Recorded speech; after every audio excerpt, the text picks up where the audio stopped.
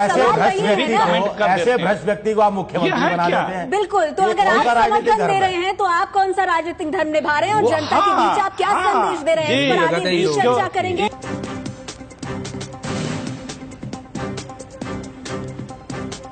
चर्चा जारी है हमारी कि अरविंद केजरीवाल को बेईमानों की लिस्ट बनाने का अधिकार किसने दिया, और ये सवाल इसलिए क्योंकि कई नेता जिनके नाम इस लिस्ट में शामिल हैं उन पर आरोप अभी तक सिद्ध नहीं हुए हैं। हमारे साथ लगातार सभी मेहमान बने हुए हैं।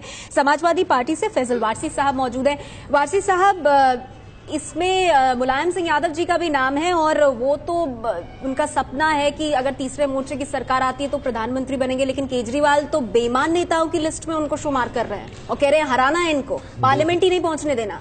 देखिए, ये तो खैर उनके बस की बात नहीं है, उनको रोकना तो खैर नामुमकिन है। इंशाल्लाह प्रधानमंत्री ही बनाएंगे, लेकिन इस तरह का बयान ये उनकी व्यक्तिगत राय हो सकती है। इस तरह का बयान पब्लिकली देना और कहना किसी के बारे में भी बहुत अनुचित है। व्यक्तिगत क्या, एक पूरी पार्टी है, दिल्ली के मुख्यमंत्री हैं, उनके तमाम कार्यकर्ता वहां थे, राष्ट्रीय परिषद की बैठक की, संदेश बिल्कुल शोभा नहीं देता उनको इस तरह की बात कहना किसी भी के लिए या इस तरह की कोई लिस्ट बनाने के लिए। जब वो ये लिस्ट बना रहे थे, क्या उन्होंने अन्ना से पूछा, किरण बेदी, सोमनाथ, तो आप भी क्या मानहानि का दावा और सब लोग? भाई, what I believe that all parties should be unite on this and sue him कि उन्होंने इस तरह की बात कही है और सब लोगों को भ्रष्ट बता रहे हैं। जबकि सोमनाथ भारती का देखिए, उनका इतिहास, इन पे विदेश पे पैसा आया इन लोगों पे, उसकी वो कराते। मुद्दे की बात ये केजरीवाल करते ही नहीं है। 5 लाख घर बनाने की, स्कूल, अस्पताल और जितनी बातें थी, और इस तरह के काम करते हैं। अभी धरना देने में माहिर हैं। धरना दिया तो 3200 लोगों की ड्यूटी लगवा दी पुलिस वालों की, उनको परेशानी होती है। इस तरह के काम करते हैं जिससे कानून व्यवस्था में कानून का इनको इज्जत रखनी चाहिए, रखना चाहिए। बड़े सारे मुद्दे हैं, बहुत वादे किए, नहीं वो नहीं कर रहे हैं, उसके अलावा करते हैं। बटला हाउस एनकाउंटर भी है जो हुआ था, क्यों नहीं की जा रही है? ठीक है, तो आपका निशाना भी वैसा ही है जैसा बीजेपी और कांग्रेस का। इन तमाम सवालों का जवाब मैं लूंगी प्रोफेसर कुमार से, लेकिन उससे पहले अनुराग मित्तल जी हमारे साथ मौजूद हैं, कानून विशेषज्ञ हैं। अनुराग जी, हर पार्टी जिस पर निशाना साधा अरविंद केजरीवाल ने, उनकी समस्या और आज उनकी परेशानी यही है कि कैसे हमारे नेताओं का नाम आपने लिस्ट में डाल दिया।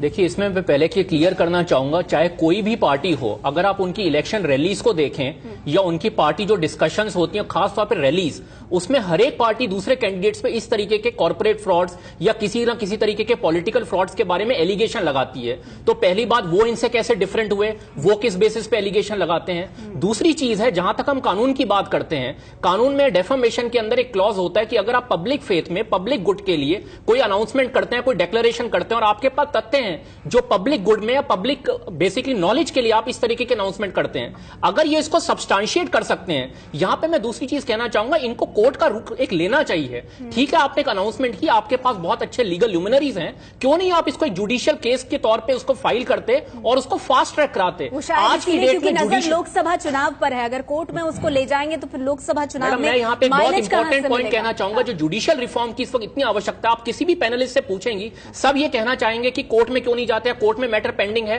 क्योंकि कोर्ट में 27, 30 साल से केसेस पेंडिंग हैं। इतने एफिडेविट जिनका हमने एनालिसिस अभी किया, और ये मैं आपको फैक्ट्स पे बता रहा हूं, कैंडिडेट जो राज्यसभा में या लोकसभा में, उनमें कुछ अच्छे भी हैं, लेकिन बहुत से कैंडिडेट ऐसे हैं जिनके 30 साल से केसेस पेंडिंग है, स्टे ऑर्डर लगे हुए हैं। बल्कि अभी एक टॉक शो में जस्टिस एक रिटायर्ड दिल्ली हाई कोर्ट के आए थे, उन्होंने कहा था लॉ कमीशन की इतनी रिकमेंडेशंस हैं कि आप ऑडियो वीडियो रिकॉर्डिंग कोर्ट में इंट्रोड्यूस करिए, फास्ट ट्रैक करिए, लेकिन जू तक नहीं रेंगती। तो मेरे ख्याल से इसलिए आप हर एक पार्टी का सुनेंगे, कोर्ट में जाइए, क्योंकि कोर्ट का एक स्टैंडर्ड कोई पार्टी इसके लिए कोई भी कदम नहीं उठाती है। जुडिशरी का अगर कोई टेकअप करें, मेरे ख्याल से डेटरेंट होगा, ताकि आगे लिस्ट ना बन पाए। तो उसका रास्ता क्यों नहीं अख्तियार करती आम आदमी पार्टी या फिर कोई और भी पार्टियां? और सवाल ये भी कि इस तरह की लिस्ट जारी करके अरविंद केजरीवाल दरअसल कर क्या रहे हैं? क्या वाकई में भ्रष्टाचार यहां पर मुद्दा है, या फिर सीधे सीधे नजर लोकसभा चुनाव पर और जनता की नब्ज पकड़ने की शायद कोशिश? इस पर आगे चर्चा करेंगे।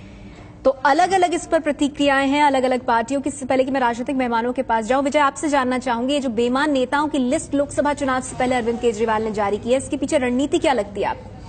देखिए, साफ साफ रणनीति है कि लोकसभा चुनाव में उतरना है, और केजरीवाल हमेशा प्रतीकों को लेकर राजनीति करते रहे हैं, संकेतों को लेकर राजनीति करते हैं। तो इस बहाने वो कांग्रेस, बीजेपी, दूसरे बड़े दल, सारे नेताओं को एक कटघरे में खड़ा करने की कोशिश कर रहे हैं। और जिन नेताओं को आमतौर पर जनता भ्रष्ट मानती है, जिनकी क्रेडिबिलिटी जनता की नजर में गिरी हुई है, उस जनमानस के मन में एक बार फिर एक भावना पैदा करने की कोशिश कर रहे हैं कि आपको चुनाव के दौरान ऐसे भ्रष्ट नेताओं का मुकाबला करना है आम आदमी पार्टी को, और ऐसे नेता कोर्ट में नहीं जाने चाहिए, संसद में नहीं जाने चाहिए। और दूसरी बात है कि कहीं ना कहीं ये राजनीति छापेमारी स्टाइल में राजनीति है, गुरिल्ला युद्ध टाइप, कि आप आरोप लगाओ और दुबक जाओ, आरोप लगाओ और दुबक जाओ, और दूसरी पार्टियां अभी इसका कोई तोड़ निकाल नहीं पा रही हैं। और आप केजरीवाल को गंभीरता से आपको लेना ही पड़ेगा, दूसरी पार्टियां गंभीरता से ले रही हैं, इसलिए वो पीछे पीछे इसका जवाब देती हुई भी फिर रही हैं। प्रोफेसर कुमार, आपसे जानना चाहूंगी, राहुल गांधी का नाम तो है केजरीवाल की इस लिस्ट में, नरेंद्र मोदी का नहीं, इसकी कोई खास वजह?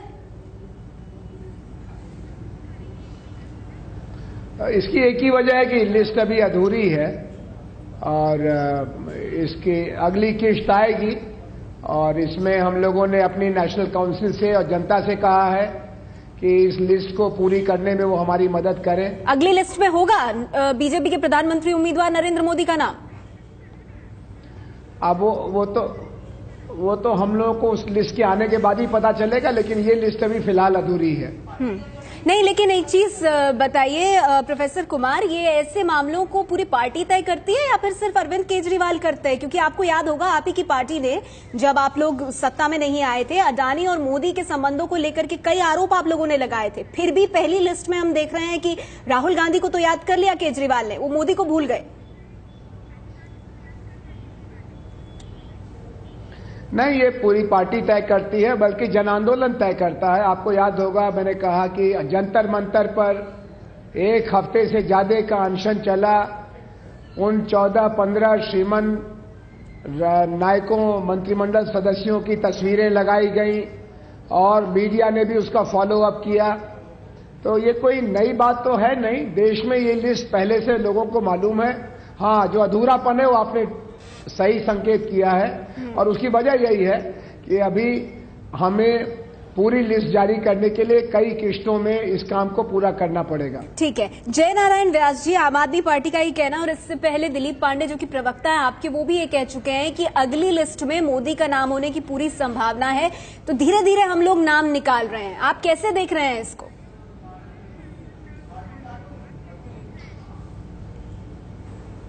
देखिए, पहले तो जो मुद्दा आपने उठाया था, बिल्कुल सही मुद्दा आपने उठाया था कि ये तय कौन करता है, केजरीवाल करते हैं या कोई और मैकेनिज्म है।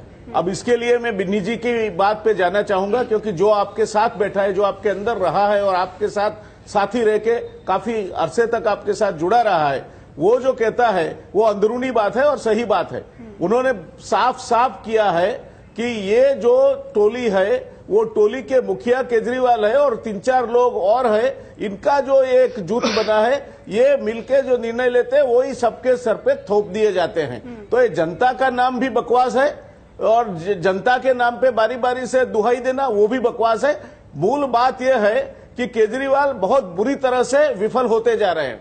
दिल्ली में उन्होंने जो भी वायदे किए थे उस पे वो अभी सही नहीं, खरे नहीं उतर रहे हैं और इनके साथी भी एक एक करके उनके सामने अब विद्रोह की बातें करने लगे हैं। तो इनको अभी लोकसभा इलेक्शन तक अगर जिंदा रहना है तो कहीं ना कहीं और बातों पे चीज बताइए, अगर आपको लगता है कि ये सिर्फ जनता को भ्रमित करने की कोशिश है और यूं ही ये बातें कही जा रही हैं, तो आप लोग सब इसका जवाब इस तरह से इतनी गंभीरता से दे रहे हैं, जैसा कि विजय ने कहा, नितिन गडकरी ने कहा मैं मानहानि का केस करूंगा, 3 दिन में माफी मांगे, तो आपको लगता है कि डैमेज तो कर रहे हैं अरविंद केजरीवाल? आप इनको इग्नोर कर दीजिए। देखिए, वो उनका व्यक्तिगत मामला है, वो इनका व्यक्तिगत मामला है। अगर आपके बारे में कुछ कहा जाए तो आपको पूरा अपना व्यक्ति स्वातंत्र के तहत अधिकार है, आप अपने बारे में कहे। केजरीवाल कौन होता है कि सबके बारे में पूरी पंचायत करने वाला, और कौन होता है वो सबके बारे में जज बन के बातें करने वाला? ठीक है, आपने सवाल उठाया केजरीवाल का क्या स्टैंडिंग है, क्या उसकी क्रेडिबिलिटी है? आपने सवाल उठाया जो आदमी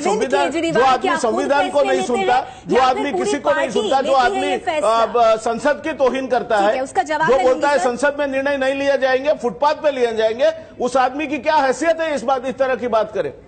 अखिलेश जी, लेकिन यहाँ पे सवाल ये है कि राहुल गांधी का नाम अरविंद केजरीवाल ने लिया, नरेंद्र मोदी का नहीं लिया और अभी धीरे धीरे नाम जोड़ेंगे, ये कहा जा रहा है। आप कैसे देख रहे हैं इसको? देखिए, शुरू से ही बीजेपी के गोद में बैठ के इनका आंदोलन शुरू हुआ था। मैं मेन मुद्दे पर आना चाहता हूं। ये वही लोग हैं, ये वही व्यक्ति है जिसने कहा इस देश की जनता गद्दार और बिकाऊ है, पैसे लेकर के और दारू पी करके इन भ्रष्ट नेताओं